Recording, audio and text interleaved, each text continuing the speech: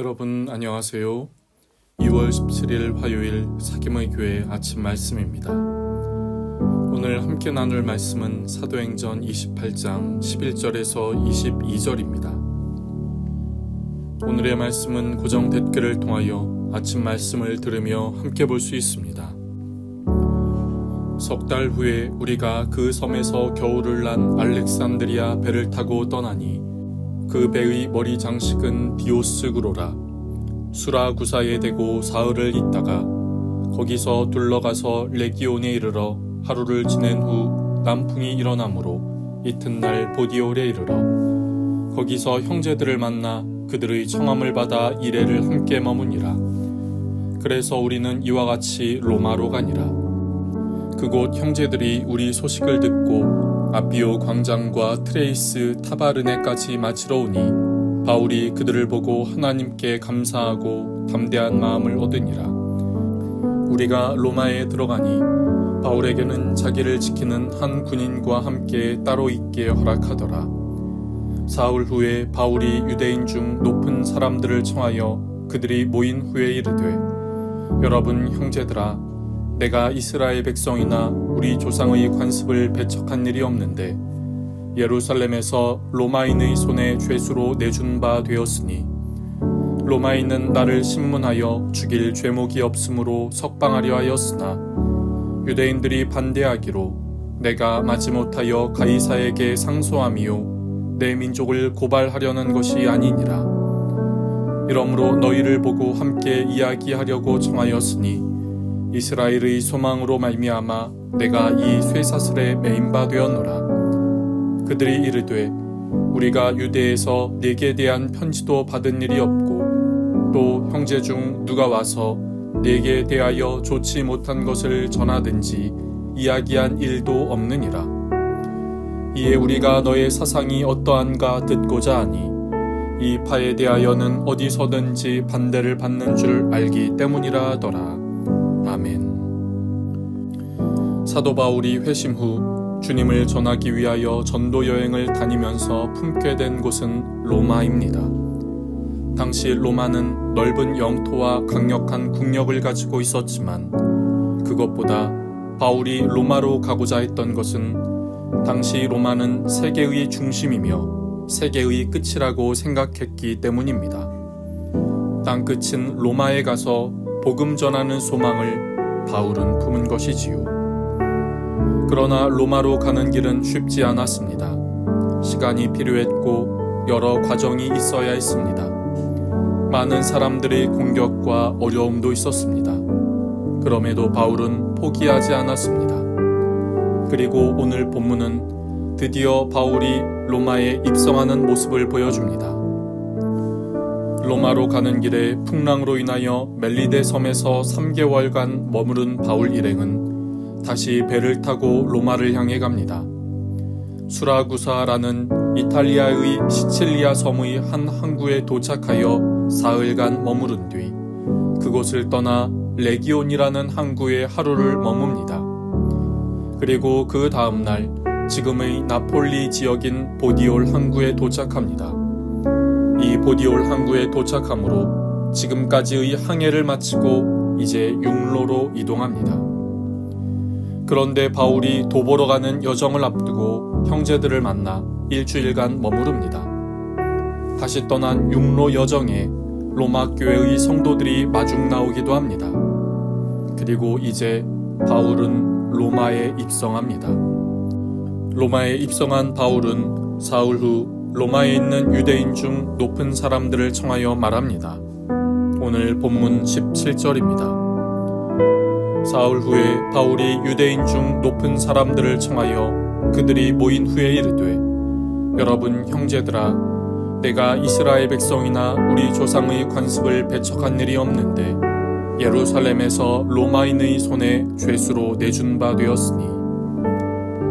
바울이 말한 것은 자신은 유대교에 반대하는 잘못된 일을 한 것이 없다는 것과 그럼에도 예루살렘에서 유대인들이 자신을 죄수로 로마 사람들에게 내준 일을 말합니다.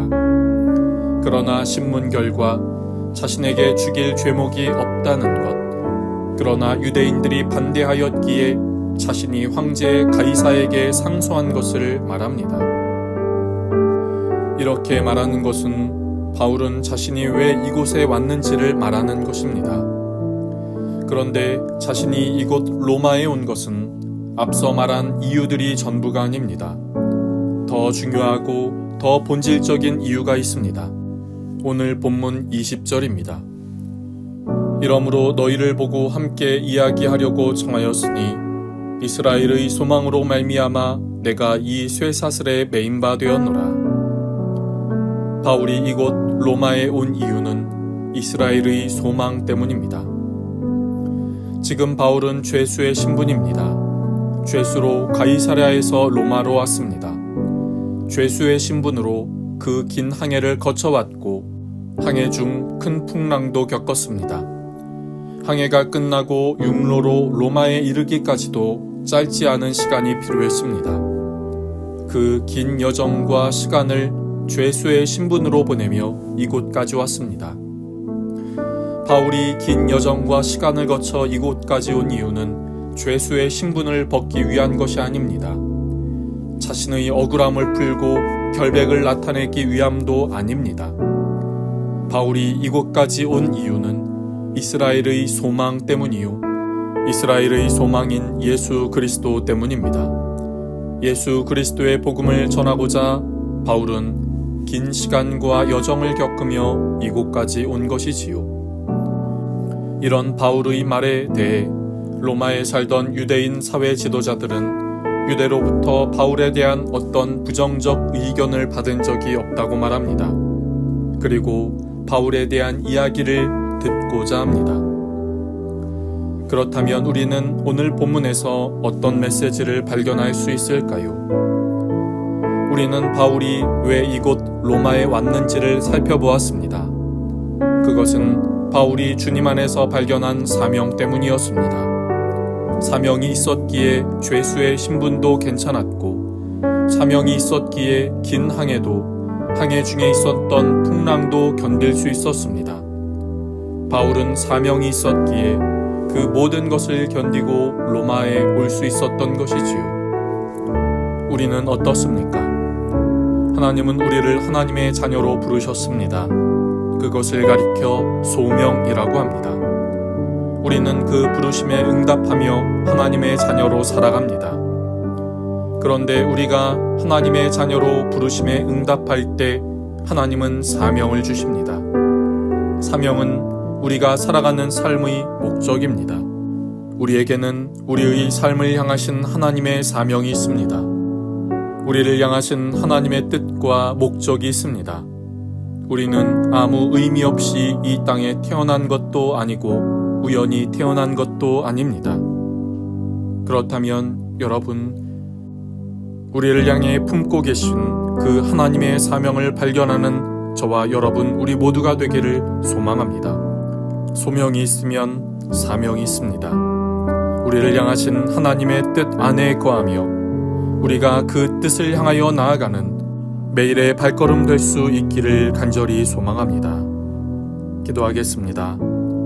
하나님, 오늘도 우리에게 귀한 하루를 시작하게 하시니 감사합니다. 바울이 이곳 로마에 오기까지 긴 시간과 긴 과정과 긴 여정이 있었지만 그럼에도 포기하지 않고 이곳에 올 수 있었던 것은 자신을 향하신 하나님의 뜻, 그 사명이 있었음을 보게 됩니다. 우리에게도 우리를 향하신 하나님의 뜻과 사명이 있음을 믿습니다. 주님, 우리가 그 뜻을 발견하게 하여 주옵소서. 그리고 그 뜻 안에 거하게 하여 주옵소서.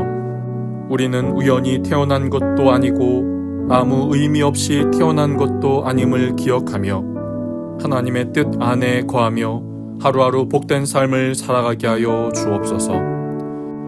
오늘은 연휴의 마지막입니다. 가족과 친척을 만나고 돌아오는 발걸음 위에, 일정을 마치고 돌아오는 발걸음 위에 평안케 하시는 주의 손이 함께하여 주옵소서. 감사하며 예수님의 이름으로 기도드립니다. 아멘. 여러분, 오늘도 주님 안에서 승리하는 날 되시기를 축복합니다.